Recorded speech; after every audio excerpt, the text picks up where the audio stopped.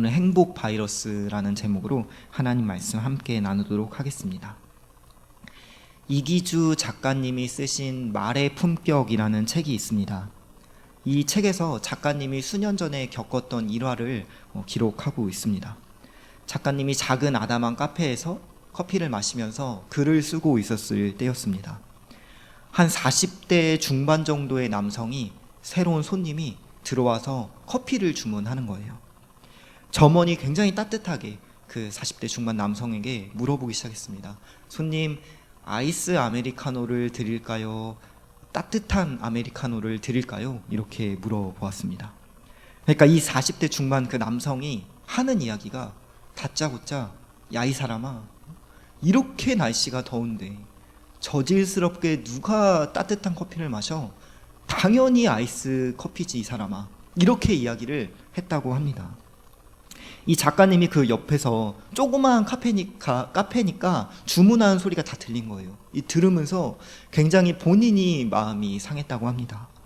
그러면서 생각났던 게 무엇이냐면, 이 작가님이 프랑스에 있을 때 프랑스의 한 카페에 그 실제 있는 카페 메뉴판이 기억이 났대요. 그 카페 메뉴판에 뭐라고 써 있는지 기억을 해보니까 한국말로 옮기면은 커피 7유로, 커피 주세요 4.2유로, 안녕하세요 커피 좀 주시겠어요 1.2유로, 이렇게 기록이 되어 있다는 거예요. 실제로 커피 이렇게 주문을 하면 7유로, 커피 주세요 라고 하면 4.2유로, 안녕하세요 커피 좀 주시겠어요 라고 하면 1.2유로, 이런 카페가 실제로 있다고 합니다. 그 생각이 났다고 합니다. 이것이 무엇을 의미할까요? 똑같은 재료의 커피인데 커피 가격을 이 작가님이 쓰신 책의 이름처럼 말의 품격에 따라 차등을 둔 거예요. 똑같은 커피지만 어떻게 말하느냐에 따라서 가격을 싸게 받기도 하고 비싸게 받기도 하는 그러한 교훈을 이 책을 통해 볼 수가 있었습니다.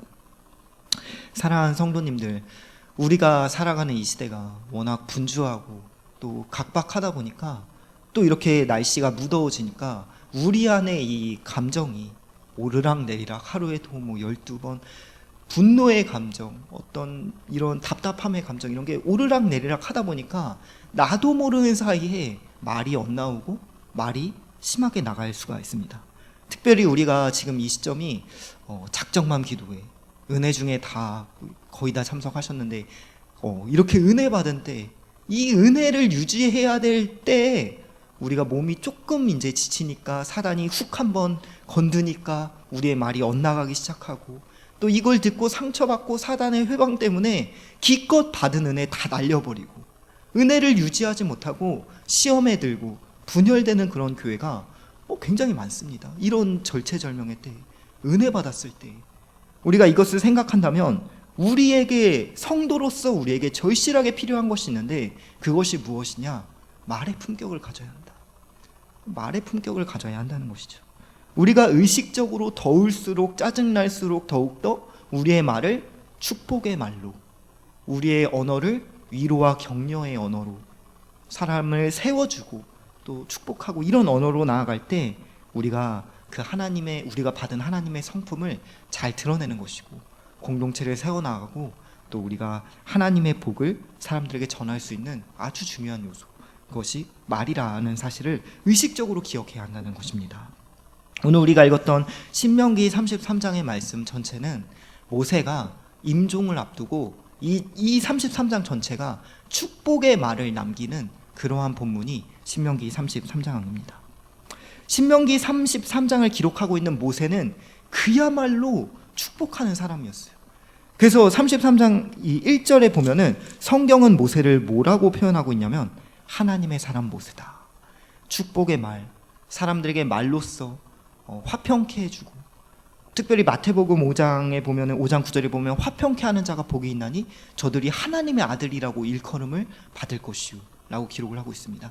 하나님의 사람이라고, 하나님의 아들이라고 평가받는 모세의 모습, 무엇을 통해서요? 축복의 말을 통해서. 실제로 성경에서 모세를 평가할 때, 모세가 침묵을 유지할 때는 성경은 모세의 온유함이 온 지면에 가득하다, 그가 온유한 사람이다 라고 평가합니다. 모세가 말을 아낄 때, 또 말을 축복할 때에 따라서 성경은 그에 대한 신앙을 이렇게 평가하는 거예요. 하나님의 사람이기도 하고, 하나님의 신실한 종이기도 하고, 온유한 사람이라고도 하고. 마찬가지로 우리가 성도가 이 말의 품격을 가질 때 하나님은 우리를 이렇게 네가 화평케 하는 자다, 하나님의 아들들이다, 딸들이다, 하나님의 사람이다, 이렇게 인정해 주시는 것을 믿으시기를 축복합니다. 우리가 오늘 신명기 33장을 이 모세가 했던 축복의 말을 다 살펴볼 수는 없지만 몇 가지 좀만 보려고 하는데요. 우리가 24절 오늘 본문부터 좀 살펴보려고 합니다. 24절에 보니까 모세가 특별히 이 아셀 지파, 아셀에 대해서 축복하는 내용이 시작이 됩니다. 24절 보니까 이렇게 말씀합니다. 아셀에 대하여는 일러스되 아셀은 아들들 중에 더 복을 받으며 그의 형제에게 기쁨이 되며 그의 발이 기름에 잠길지로다. 아멘. 모세가 아셀에게 이렇게 축복하는 거예요. 아셀은 그 다른 아들들 중에서도 더 복을 받으며 그의 형제에게 기쁨이 될 것이다. 이런 복의 통로가 되는, 화평케 하는 자의 그런 사명을 너가 가져야 한다라는 그런 축복을 하고 있다는 것이죠. 우리가 이것을 볼 때 좀 궁금한 의문점이 생길 수가 있습니다. 아니, 모세는 차별주의자도 아니고 왜 하필 아셀이 다른 형제들보다 더 많은 복을 받아라 라고 이렇게 아셀을 차별해서 축복을 하였을까라는 의문이 우리에게 떠오를 수가 있습니다. 그런데 이것은 오해예요. 모세가 차별주의자가 아니라 우리가 이것에 대해서 이해하기 위해서는 아셀의 이름 뜻을 알아야 합니다. 아셀의 이름 뜻이 무엇일까요? 아셀의 이름의 뜻은 그 이름 자체가 복이에요. 복. 행복하다, 기쁘다, 즐겁다 할 때 그 복. 그러니까 모세는 오늘 아셀이 네 이름처럼, 네가 가지고 있는 그 이름처럼 네가 복을 회복해야 돼. 형제들보다 너는 기본적으로 더 복이 있어야 돼. 네 이름이 복이잖아. 이렇게 정체성의 회복에 대한 축복을 하고 있다는 사실을 우리는 이해해야 한다는 것이죠.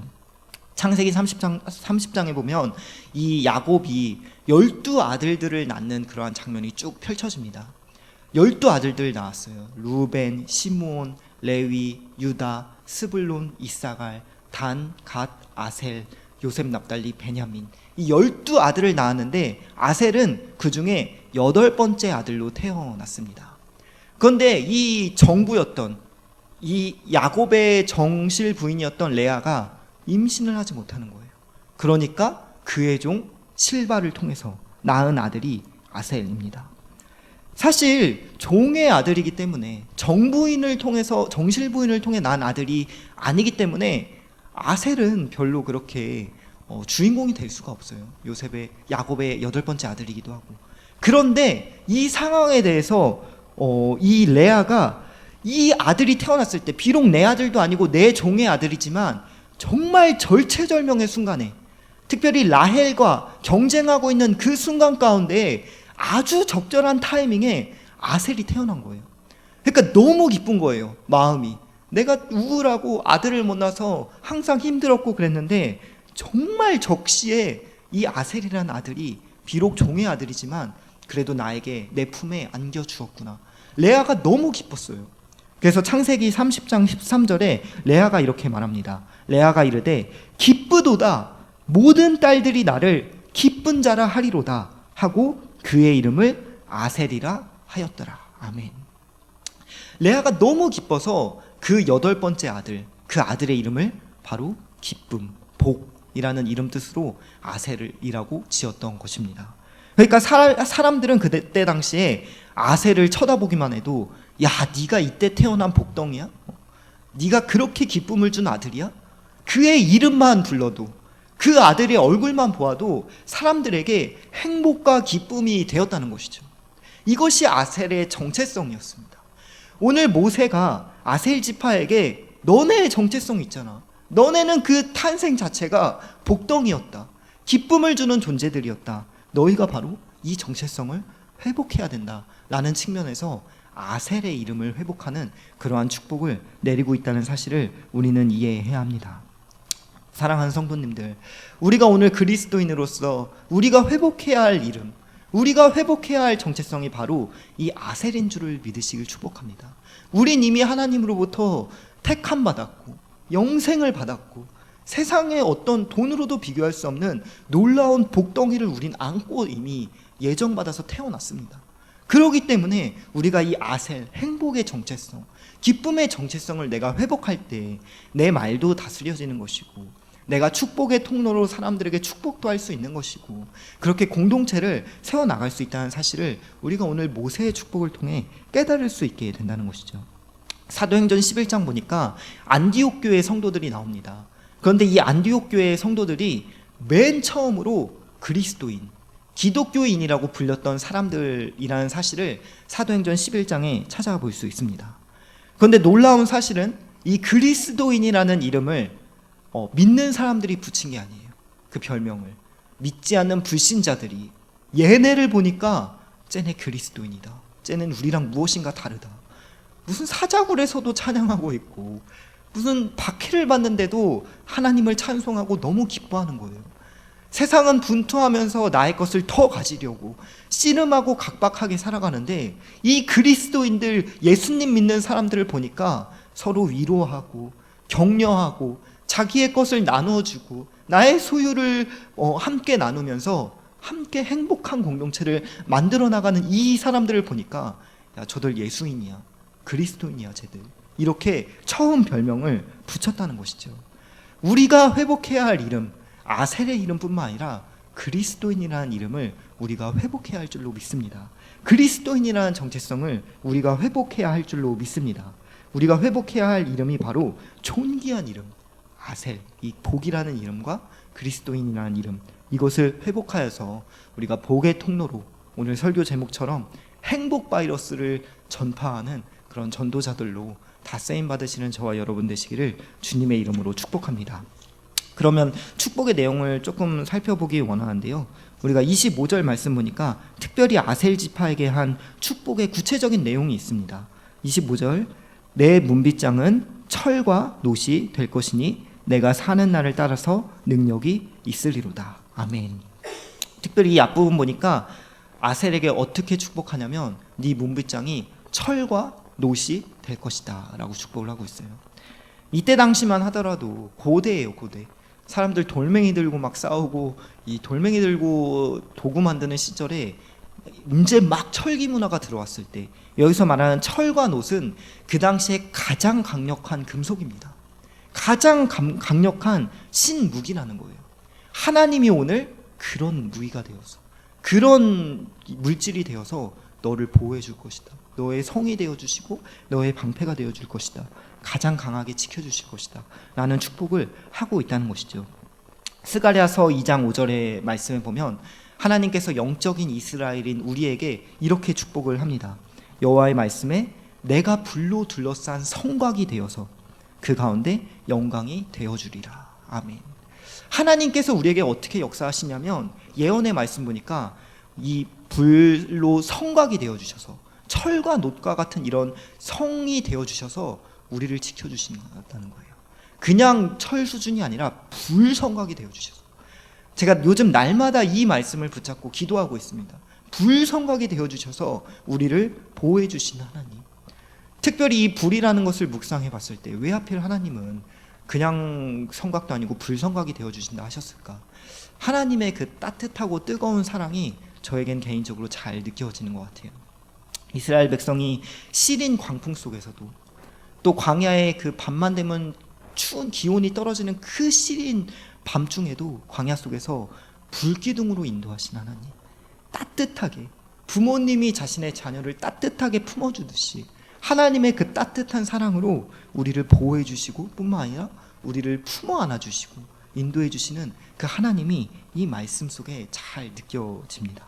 하나님의 선하심과 따뜻하심으로 하나님은 오늘 영적인 이스라엘인 저와 여러분에게 이렇게 내가 너를 따뜻하게 지켜줄 거다, 품어줄 것이다 라고 이렇게 축복해 주신다는 것이죠. 25절 후반부 보니까 또한 이렇게 말씀합니다. 네가 사는 날을 따라서 능력이 있으리라. 아멘. 사는 날을 따라서 능력을 주시는 축복을 해주시는 거예요. 어제만 주시고 그냥 내버려 두시는 것이 아니라 내 사는 날을 따라서, 내가 나이가 들고 기력이 약해지고 내가 임종을 맞이하게 되는 그 순간까지도 하나님이 매일매일 능력을 공급해 주시는, 그런 복을 주시는 축복을 해주시는 것이죠. 왜 이런 축복을 주실까요? 100세 시대니까 하나님이 끝까지 그냥 내가 주겠다라는 이유에서? 그것이 아니라 하나님이 우리에게 사는 날을 따라서 매일매일 축복할 것이다 라는 것은 우리가 이 복의 통로의 사명을 능력 있게 감당하라고, 우리가 그냥 나 혼자 복음의 복을 누리고 이 땅 가운데 그냥 살다가 가는 것이 아니라 내가 하나님 품에 가는 그 임종의 그 순간까지도 하나님이 능력을 공급해 주셔서 저들을 화평케 하고 저들을 공동체로 몸된 교회로 세우는 그 사명을 감당하라고, 행복 바이러스를 전파하는 전도자들로 살라고 하나님이 매일매일 이렇게 능력을 공급해 주신다는 것입니다. 예레미야서 3장 22절 23절에는 영적인 이스라엘에게 하나님께서 이렇게 축복을 주십니다. 여호와의 인자와 긍휼하심이 아침마다 새로우니 주의 성실하심이 크시도소이다. 아멘. 매일 아침 내가 눈을 뜰 때마다 하나님께서 능력을 공급해 주시고 은혜를 공급해 주셔서 내가 이렇게 복음 바이러스, 행복 바이러스를 전파하는 사람 능력으로 사역을 감당할 수 있게 해주신다라는 사실을 우리가 기억할 수 있습니다. 이제 말씀을 좀 정리해 보려고 하는데요. 26절부터 보니까 여수르니여 라고 이렇게 말씀합니다. 이제 아셀 지파뿐만 아니라 오늘 우리가 읽었던 본문의 후반부 여수르니여 라고 하면서 이 여수르는 이스라엘을 지칭하는 말이에요. 그런데 그냥 이스라엘을 지칭한 게 아니라 아주 사랑이 담긴 애칭입니다. 여수른 하면은 막내둥아 약간 이런 뉘앙스를 가지고 있어요. 내 사랑하는 애기야, 뭐 막내둥아, 우리 애기한테 막 인절미야 뭐 이런 거 막 붙이잖아요. 그런 애칭이에요. 그러면서 이제 영적인 이스라엘에게, 이스라엘 지파에게 모두에게 축복하는 모세의 축복이 26절부터 나와 있습니다. 우리가 29절 말씀 함께 같이 읽기 원하는데요. 29절 말씀 함께 봉독하도록 하겠습니다. 시작. 이스라엘이여 너는 행복한 사람이로다. 여호와의 구원을 너같이 얻은 백성이 누구냐? 그는 너를 돕는 방패시요 내 영광의 칼이시로다. 내 대적이 내게 복종하리니 내가 그들의 높은 곳을 밟으리로다. 아멘. 오늘 모세는 이 여수누나 굉장히 애정이 담긴 하나님의 마음을 임종 직전에 이제 마지막으로 태어나면서 하나님의 마음과 그 말씀을 우리에게 선포합니다. 그러면서 너는 행복한 사람이로다. 너처럼 이렇게 역사 받은 사람이 어딨냐? 하나님이 지켜주는 사람 어딨냐? 너는 행복한 사람이로다 라고 선포한다는 것이죠. 특히 너는 행복한 사람이로다 라고 할 때 생략된 말씀이 있는 것 같아요. 이미 행복한 사람이로다. 이미 행복한 사람이로다. 너는 이미 행복한 사람이야 라는 것을 확신시켜주고 있는 모세의 대언자로서의 모세의 그 선포를 우리가 볼 수 있습니다. 얼마 전에 이 인터넷에서 신문 기사를 본 적이 있는데요. 미국의 한 60대 노숙인이 사망한 사건을 보았습니다. 그런데 이 노숙인이 사망했던 시점이 12월 26일이에요. 성탄절 다음 날 영하 20도의 날씨에서 밖에서 동사하였다라는 이런 기사를 보았습니다. 그거 외에 별다른 특징은 없었는데 그 기사 바로 다음에 이어지는 글을 보니까 이 위게트 클라크라는 미국의 기름으로 인해서 대부호가 된 가문이 있어요. 이 위게트 클라크가 죽었다. 그리고 자신의 유산을 상속으로 남겼다라는 기사가 이렇게 이어지는 것을 보았습니다. 그 여인은 굉장히 유산을 많이 가지고 있었는데 그 금액이 3억 700만 달러라고 합니다. 이 3억 700만 달러를 우리나라 돈으로 바꿔보면은 3,274억이라고 합니다. 3,274억. 여러분이 크게 안 놀라시는 거 보니까 다들 집에 이 정도 있으신지 3,274억이 우리는 평생 만져볼 수도 없는 그런 돈인데 아무튼 어마어마한 금액입니다. 이것을 이렇게 상속하고 세상을 떠났는데 문제는 뭐냐면 가족이 없는 거예요. 그런데 먼 친척이 한 명 있었습니다. 우리가 쉽게 예측할 수 있는 바로는 맨 처음에 말했던 이 60대 이 노숙인, 이 사람이 상속인이었던 거예요. 먼 친척. 그런데 이 사람이 그 상속을 전혀 받지도 못하고 이렇게 동사할 수밖에 없었던 이유가 하나 있어요. 오랜 기간 이렇게 투병 생활을 했습니다. 병원에만 있었습니다. 병원에 있는 동안에 친척들 간의 왕래는 전혀 없었고 심지어 가까운 가족도 없었기 때문에 이제 병원에서 나오고 밖에서 노숙 생활을 시작했던 거예요. 그리고 이제 자신이 이 어마어마한 유산의 상속자라는 사실을 전혀 누리지도 못하고 알지도 못하고 세상에서 소리 소문 없이 이렇게 사망하게 되었다는 것입니다. 변호인들이 이 금액을 어떻게 해야 되나 막 굉장히 골머리를 싸고 있다는 그러한 기사를 보았습니다. 이렇게 안타까운 이야기를 들으니까 여러분 어떠신가요? 내가 아는 사람은 아니지만 되게 불쌍하다, 굉장히 안타깝다, 이런 마음이 듭니다. 그런데 이것을 보면서 제가 느꼈던 것이, 중요한 것이 이것 같아요. 우리는 이러한 금액, 어떤 부자가 남긴 이런 금액 수준이 아니라 하나님께서 우리에게 주신 은혜의 상속, 은혜의 유산은 세상의 부자가 남길 것과는 비교할 수 없는, 돈으로도 살 수 없는 영생의 상속을 우리가 이미 다 받았습니다. 이미 다 예비되어 있습니다. 그런데 우리가 이 노숙인처럼 이 땅 가운데 이 기쁨을 누리지도 못하고 믿지도 못하고 의지하지도 못하고 그저 불평불만 속에서 살아간다면은 이 노숙인보다 어쩌면 더 불쌍한 사람이 나일 수 있겠다라는 그런 생각을 하게 되었다는 것입니다. 오늘 모세는 이스라엘 백성에게 이렇게 선포합니다. 너는 행복한 사람이로다. 너는 이미 행복한 사람이로다. 이것을 이미 복받은 자임을 이렇게 다시 한번 기억을 상기시켜주고 축복의 말씀을 선언하고 있습니다. 저와 여러분, 이 사람과는 비교할 수 없을 정도로 이미 행복한 사람이라는 사실을 믿으시기를 축복합니다. 우리가 이것을 믿고 의지하면서 우리에게 있는 이 복을, 행복 바이러스를, 복음을 세상 가운데 우리의 말로 또 행동으로, 믿음으로 나타내서 전파할 수 있는 그런 행복 바이러스의 전도자들로 다 살 수 있는 저와 여러분 되시기를 주님의 이름으로 축복합니다. 기도하겠습니다. 하나님, 오늘 저희가 하나님의 마음을 깨닫고 하나님이 우리에게 이미 예비하시고 이미 상속하신 그 복을, 행복을 잘 살려서 우리가 세상 가운데 잘 흘려보내는 그런 복된 삶을 살기 원합니다. 우리는 이미 주님 안에서 행복한 사람임을 믿습니다. 이 사실을 날마다 기억하면서 매일 아침마다 공급해 주시는 하나님의 능력과 또 불성각과 같이 지켜주시는 하나님의 보호하심 속에서 우리가 언어로, 삶으로, 신앙의 간증자로 이 땅 가운데 아름답게 쓰임받을 수 있도록 축복하여 주시옵소서. 감사합니다. 예수님의 이름으로 기도드립니다. 아멘.